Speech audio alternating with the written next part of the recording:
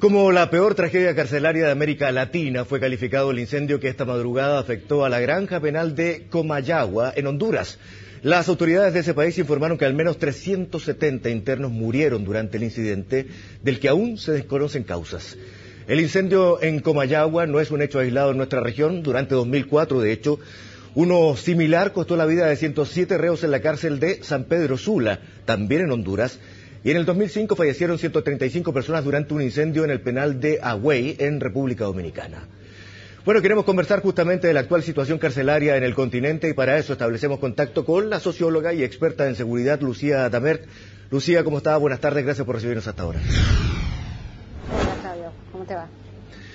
Lucía, bueno, en la presentación que estaba haciendo dábamos varias cifras, salió también en la agencia EFE, algunas de ellas incluso nos incluyen a nosotros por el incendio en la cárcel de San Miguel, que costó la vida también a más de 80 reos.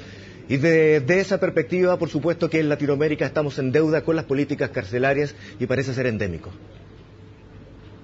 Sí, la verdad es que hace ya varios años que se viene diciendo y reiterando desde algunos espacios más académicos tal vez o desde el mundo de los derechos humanos que el sistema carcelario de prácticamente todos los países de la región, tal vez todos los países de la región, está en una severa crisis. Es un sistema carcelario que sirve para encerrar gente y no necesariamente para que esa gente, uno, no cometa delitos, dos, salga mejor de la cárcel, tres, se reinserte en algún tipo de trabajo o algún tipo de actividad que no sea una actividad delincuencial.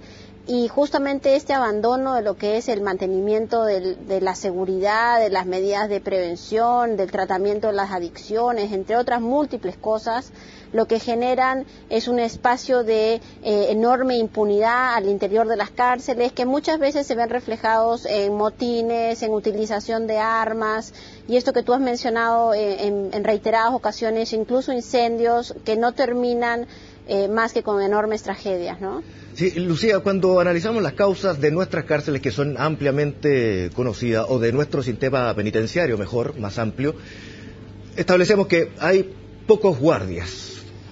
Establecemos que hay sobrepoblación, que es el principal problema, y por lo tanto la falta de la construcción de cárceles que sean o que permitan el desarrollo del trabajo del interno y estimular también la educación. Eso se da en toda Latinoamérica y es lo que podemos ver también, o como las causas de lo que ocurrió hoy en Honduras. A ver, el principal problema creo que tiene que ver con que en América Latina estamos pensando que resolvemos el problema de la criminalidad a partir de encerrar a la gente, ¿no? En muchos países, y Honduras no es la excepción, los niveles de gente que está en el sistema carcelario sin condena, es decir, gente que está en proceso o esperando su proceso es bastante alto, gente que podría estar en otros niveles, digamos, de castigo, de encarcelamiento, de sistema alternativo, y en segundo lugar tratamos de pensar, y cuando digo tratamos estoy hablando del mundo de la política, del ciudadano común, que una vez que los metemos presos resolvemos el problema. Y lo que nos está demostrando la realidad, lo que nos está demostrando los graves problemas de inseguridad que hay en América Latina, es que esto no es cierto, que las cárceles lo que se han convertido es en un paso de especialización criminal y que ahí entra lo que tú mencionabas, Claudio, los problemas de habitabilidad, los problemas de hacinamiento. Pero hay que ser claros en esto no lo vamos a resolver construyendo miles de cárceles. En verdad lo que hay que mirar es cómo mejorar el sistema carcelario en términos de castigo y en términos de reinserción, pero también hay que tener medidas alternativas para algunos que no necesariamente tienen que estar al interior del sistema y principalmente invertir, y eso está sobre todo para el mundo centroamericano, invertir en el inicio de las carreras criminales para justamente evitar que la gente entre a las cárceles. Ya cuando entras a las cárceles la capacidad de sacarte del sistema de la delincuencia es bastante más bajo acá y en los países que más invierten en el sistema carcelario. Y por ende lo que hay que hacer es buscar como medidas alternativas paliativas al ingreso al sistema. En ese sentido, Lucía, ¿cómo evalúas tú lo que se ha propuesto el gobierno para impulsar la agenda legislativa dentro del plan más global, que es el cumplimiento alternativo de penas inferiores a un año, que lo ha dicho el ministro de esa forma, la conmutación de penas para condenados de baja peligrosidad, el extrañamiento para los extranjeros, la modificación del CENAME, varios cambios, varias modificaciones en proyectos de ley también, pero que parecen apuntar en ese sentido? Mira, Claudio, cuando asumió este gobierno y asumió el ministro Bulnes en su ocasión, estuvimos todos muy a favor de muchas de las propuestas que hizo, muchas de ellas vinculadas a lo que tú estás mencionando. La verdad que todavía la mayoría sigue en proceso de evaluación, el Sename sigue sin ser modificado, siendo que justamente es ahí donde hay que invertir con más fuerza para evitar estos problemas, digamos, posteriores. Pero evidentemente acá el tema no es trancar la puerta giratoria o ponerle un candado o encerrar a la gente, sino que ya está visto. Y esto es un buen cambio en la estrategia del gobierno, que lo que hay que hacer es invertir en sistemas alternativos, en tratar que la gente no entre al sistema penitenciario, sino más bien buscar cuáles son los mecanismos para sacar a la gente del mundo de la delincuencia. En ese sentido, Lucía, sería bueno a esta altura, ya que conocemos la tragedia en Honduras, hacer una evaluación de cómo ha cambiado luego de todo lo que nos preguntamos, todo lo que nos hicimos ver como chilenos del tratamiento que estaban recibiendo las personas al interior de las cárceles y que en algunos casos o en muchos iba en directa violación de los derechos humanos. ¿Cómo hemos avanzado después de eso? ¿Hay algo? Bueno, hay avances todavía bastante limitados, ¿no? Lo que pasa con el tema de la cárcel es que es un tema que aparece por el escándalo, aparece por estas emergencias, pero muy rápidamente se invisibiliza.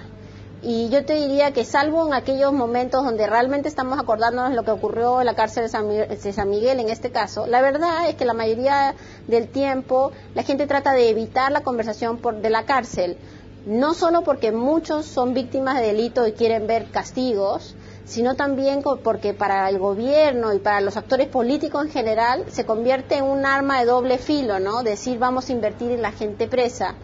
Y lo que acá hay que avanzar no solamente es en los mecanismos para que estén mejor en el sistema carcelario, sino también lo que ha dicho el ministro y lo que se viene pidiendo hace bastantes años en realidad, que son mecanismos alternativos al sistema, inversión en el primer infractor muchas veces adolescente, que puede evitar una carrera criminal más avesada, ¿no? Y para eso se requieren dos cosas: uno, voluntad política, y dos, inversión, porque esto es muy caro.